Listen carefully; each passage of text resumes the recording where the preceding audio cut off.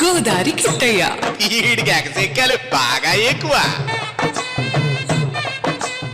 ఇప్పుడు బంగారం ధరలు ఊహించిన విధంగా పెరుగుతూ ఉండటం చూస్తూ ఉంటే రియల్ ఎస్టేట్ కంటే బంగారమే మంచిది అంటున్నారు మాయా.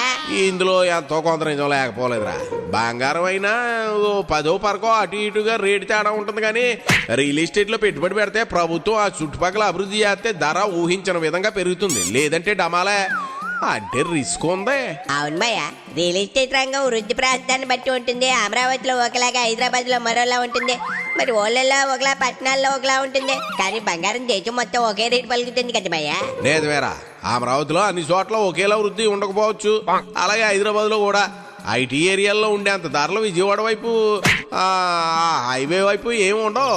ఇప్పుడు స్థలం కొని 10 ఏళ్ల తర్వాత మనం పెట్టుబడి తగిన ఆదాయం వస్తుందా లేదా అన్నది వేసి చూడాలి. అంటే రియల్ ఎస్టేట్ కాస్త సుదీర్ఘంగా వేసి చూడాల్సిన పెట్టుబడి వెళ్ళారా ఓబు.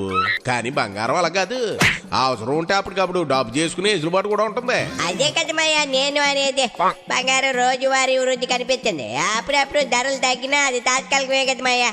నా చిన్నప్పటి నుంచి గ్రామ్ బంగారం ధర 500 నుంచి ఇప్పుడు 9,000 వరకు చేరింది తప్ప ఎప్పుడు ఒకేసారి భారీగా పడిపోయిన చరిత్ర లేదు. అది కూడా కరెక్టేరా ఓబు.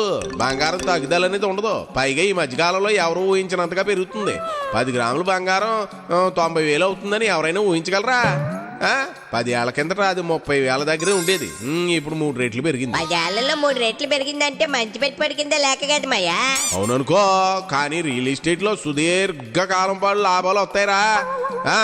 ఒక్కోసారి మన టైం బాగుందనుకో 6 నెలల్లోనే డబల్ అయిపోవచ్చు. 10 ఏళ్లలో 10 ఇంతలు పెరగవచ్చు. చెప్పలేం, అదంతా లక్ మీద ఆధారపడి ఉంటది. లక్క మన ముఖానికి లేనిదే అది. ఎందుకు వచ్చిన కోలా నేను బంగారం కొనేస్తా, మా ఆవిడకి నెక్లెస్ గొలుసు చేయించేస్తా. అది తప్పురా. బంగారాన్ని బంగారంగా కొనాలి, అంటే బిస్కెట్ల రూపంలో కొనాలి. కానీ ఆర్నమెంట్ గోల్డ్ వల్ల ఉపయోగం లేదు.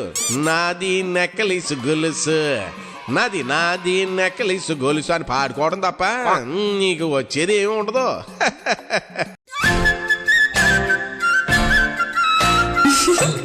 గోదారి కిట్టయ్య వీడికి ఎగసెక్కాలు బాగా ఎక్కువ.